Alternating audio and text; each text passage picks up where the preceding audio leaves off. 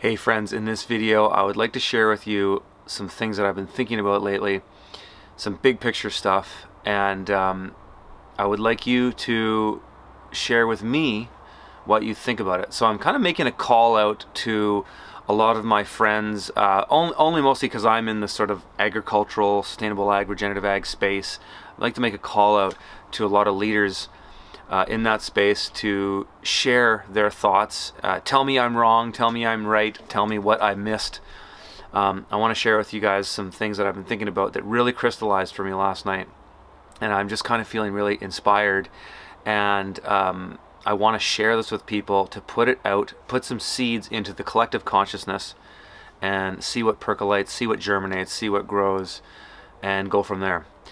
So I'm thinking big picture stuff. We've seen a lot of interesting things happen in the last 4 months. I think everybody in the world recognizes that. And for me, it's kind of interesting that the year is 2020 because it almost seems like things have been so clear that it's almost like we have 2020 vision. You know, there's that old saying, hindsight is 2020. I feel right now, everything is 2020. Everything is so clear on a lot of these old world systems that seem to be just pushing really hard to get it their way.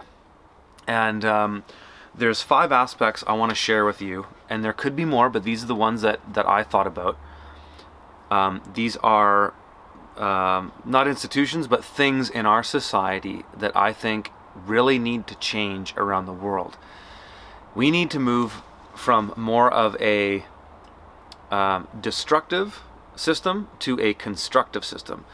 We need to move away from mining to regeneration. We need to move away from the dead to the living. And I will expand on this with these 5 things. And again, I'm not making a thesis. I'm thinking of what a thesis could be, and I'm going to put it out to you guys, and I want you to tell me what you think. So there's 5 things that I've identified that need to change in the world now, because the old system, the old guard, no longer, and I don't know if it ever did. It did not work. It does not work for the people. It does not work for the natural world. It is not. It is unjust. It is corrupt to the core, and it essentially makes slaves out of all of us. And so the 5 things I want to talk about are politics, the legal system, medicine, agriculture, and economics. So let's start with the first one, the political system, politics. Right now, the world order is pushing harder for a centralized system, and we've seen this throughout history. Governments get bigger and more centralized constantly. This is an ongoing process, and there seems to be some kind of an end in sight if you're paying attention, but I think to anybody who just watches the television or just pays attention to what the media is saying, they're not going to see it. But we have a centralized system. You know, we've got central banking and all, centralized government. The whole idea is more power for those that have it and less power for those that don't have it.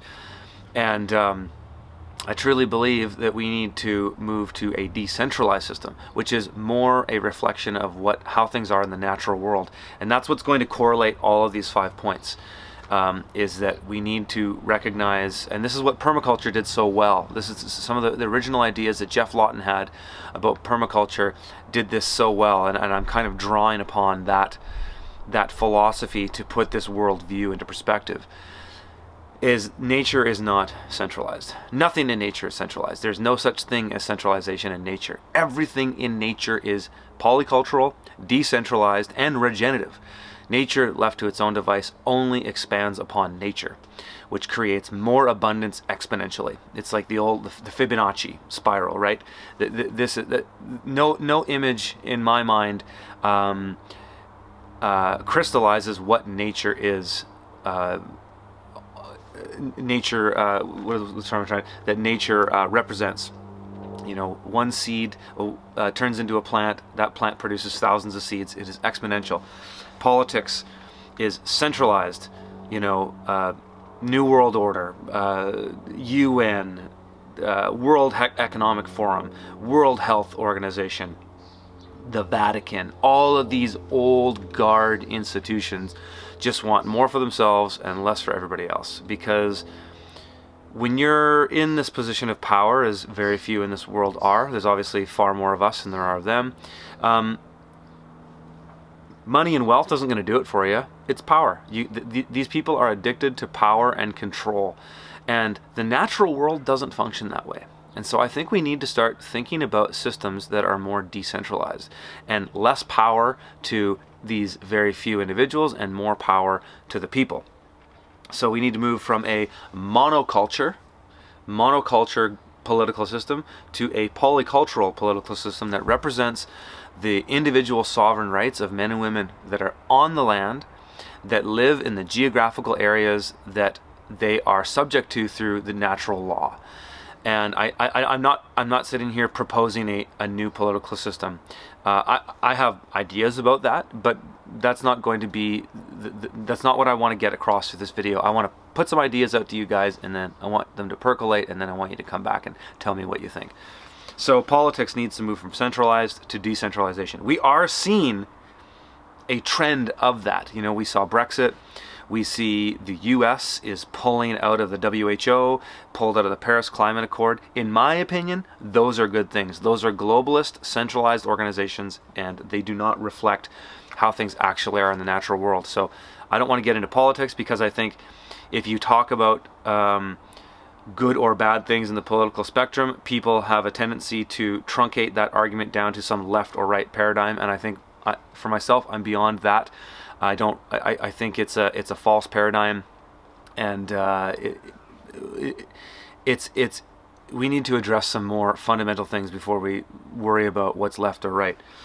So that's my thoughts on the political system. Now this ties into the legal system, because in our legal system, which is actually the root of the political system, we live in a dead system, in that the legal system takes you, the man or woman, and converts you into a person, which is a legal fiction. And I would encourage anybody who doesn't know what the word person is to go look it up, open up a copy of Black's Law's dictionary, Bouvier's dictionary. There's a few different legal dictionaries out there, and look up what the legal definition of person is. It'll say something like, the first sentence will be something like, in common parlance, person is a human being, a man or a woman, blah, blah, blah. But in legal terms, a person is a corporation, a labor union, a blah, blah, blah, a bunch of legal fictions. So a person is a legal fiction. That all capital letters name on your birth certificate, that's not you. That's not your true name. When your parents wrote your name down on the live statement of birth when you were born, they didn't write your name in all caps. When they sent you back the birth certificate, they made it in all caps, and there's a reason for that. And a corporation is a dead fiction. And I don't think that's controversial to say. Everybody, I'm sure most people have the wherewithal to put two and two together, that the word corporation is a root of the word corpse, which in Latin is in English is something dead. A corporation, the root word is corpse. It's dead. And so this legal system has created all of these dead fictions, and it controls these dead fictions because the dead can't control themselves, and so they need to be controlled. And this whole system goes way back to the Holy Roman Empire, and our system is entirely based on commercial law, that all things in commercial law are corporations and dead fictions, because corporations can't govern themselves, they need to be governed. So our legal system is entirely based on the dead. And I think this is the root of a lot of the problems we see in the world. The fact that there's no justice, the fact that you see police officers getting away with murder, you see politicians and bankers robbing people blind, and there's never justice. And that's because they're protected by the system. The system is unjust because it doesn't recognize the living man or woman, which are truly divine. My belief, and tell me if you think I'm wrong, but my belief is that that there is God, there's the love entity, the divine energy, that whatever you want to call it, that created man. And man created the legal system. The legal system should be beneath man, but in the system of the legal system that we have today, the Roman civil law system, the system of death, I think it's a death cult, is above us because we're dead. So men and women created, think about it as a pyramid. There's God, there's men and women. Men and women created the legal system, which creates a bunch of dead fictions that are beneath it. So the legal system controls the dead fictions, which are us. And I think that is a terrible system that needs to change. We need to recognize the living man and the living woman. I would encourage you, if you've never read any laws, go and open up any act or statute in your city, your province, your state, your country, and see if they ever refer to men or women. You will find that they never refer to a man or woman. They only refer to a thing, which is a person, resident, or citizen, or a driver, or whatever that commercial instrument is that needs to be controlled, whatever that dead fiction is, corporation, whatever. And that's the crux of the issue there. I don't want to go too deep into that. I would encourage you to go and check out what I'm talking about. And I'm not here talking about conspiracy theories. I'm talking about legal facts, and these are legal facts. So the legal system needs to change. And you'll see as I go through these, the common thread is that we need to move from the dead to the living. We need to go from the monoculture to the polyculture. We need to go from plunder to regeneration. This is the common thread between all these things. Medical system, our health. The pharmaceutical system is sterile. You know, the medical system is good in many ways. You know, you break your leg, you get in a car accident. There's some great aspects to the medical system, but when it comes to chronic illnesses and things like that, which are often caused by other things like stress that comes from the terrible nature of our unjust system, comes from poisons that we eat from the agriculture system, blah blah blah. The pharmaceutical system is about monoculture solutions. You got a cold or a flu, you need a vaccine, not let's increase your microbiome. Let's increase the strength of your body. Our bodies are naturally anti-fragile. They actually get stronger with resistance. And the pharmaceutical racket system of the medical system doesn't recognize that. It essentially turns us into commodities to be sold drugs to. And this needs to change, and I know that a lot of people are going to understand and probably agree with me with what I'm saying. And so we need to move from a sterile to a cultured system, one where we look at the microbiome in our body. And I'm not an expert on this, but I've got a perspective on it. You can listen to guys like Zach Bush, Dr. Zach Bush, who have a lot of really incredible thoughts about this and how it ties to regenerative agriculture. And I think he's quite a next level thinker with this stuff. But we need to move from a sterile to a cultured system where we accept that our bodies will encounter bacteria and viruses and things like this, and these things actually make us stronger. And that's what happens in nature. Resistance makes things stronger, and that's what's so beautiful about nature. We need to recognize that our bodies are natural ecosystems that need to be diversified. And so we need to move from a sterile to a cultured, a pharmaceutical to a holistic approach in medicine. That connects to agriculture. Agriculture, it's very similar. Zach Bush really crystallized this for me in his connection to what happens in our bodies to what happens in nature. And if you look at the conventional agriculture system, the system that produces the vast majority of food in this world that's making us sick, is very far removed from nature, because in the conventional agriculture system, it's about man against nature. Whereas I believe we need to move to something that man is nature, thus man works with nature. And in the monoculture system, you know, nature doesn't like monoculture. Monocultures do not exist in nature anywhere. And that's another common thread to all this stuff. All of these things are monocultures. The political system is a monoculture.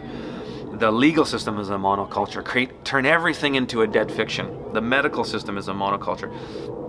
The economic system, which is going to be my next one, is a monoculture. But agriculture needs to move from the monoculture to the regenerative, needs to get away from fighting nature to becoming with nature and using the aspects of nature, the abundance of nature that exponentially increases and creates so much for us to share, that we do not need to live in a world of scarcity. We do not need to live in a world where people are starving. All of these problems can be solved by recognizing certain things in nature. And Bill Mollison, the original great thinker of permaculture, actually talks a lot about this. And I'm taking his ideas and put it into this basket of ideas that I'm throwing out to you. And I'd love you to tell. I'd love it if you could tell me what you think. So that's where we need to go with agriculture. You know, I've spent a lot of time talking about that on this channel, in my book. And I don't think any of that is going to be a surprise for you guys. I think this is one that you probably get where I'm coming from if you're a subscriber to this channel or a regular viewer. This brings me to the fifth. This brings me to my fifth point: the economic system.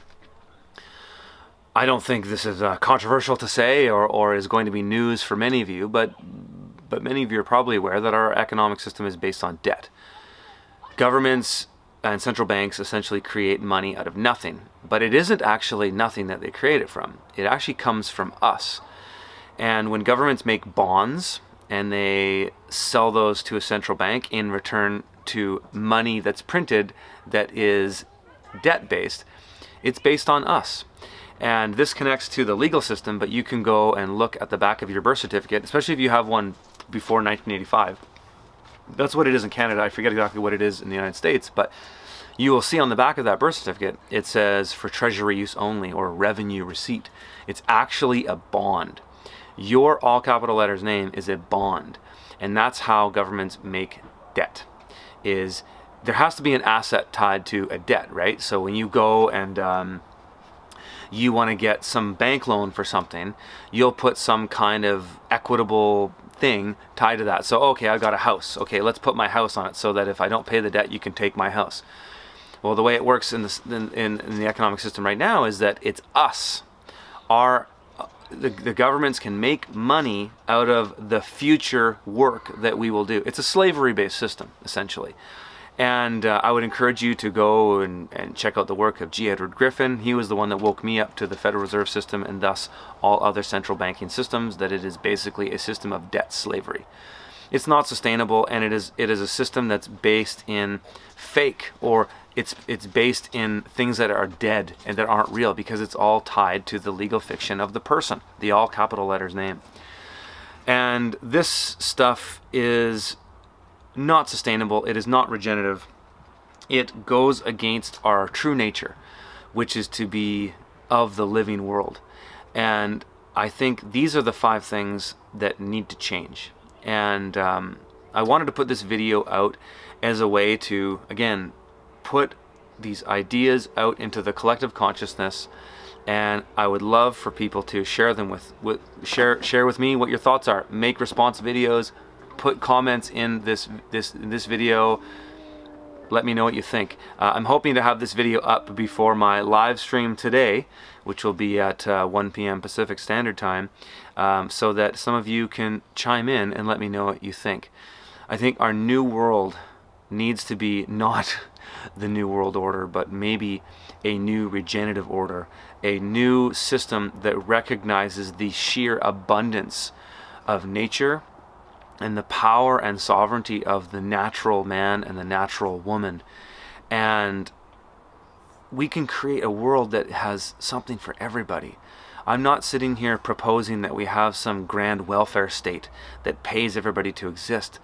At the same time, there's so much natural wealth in the world that we live in.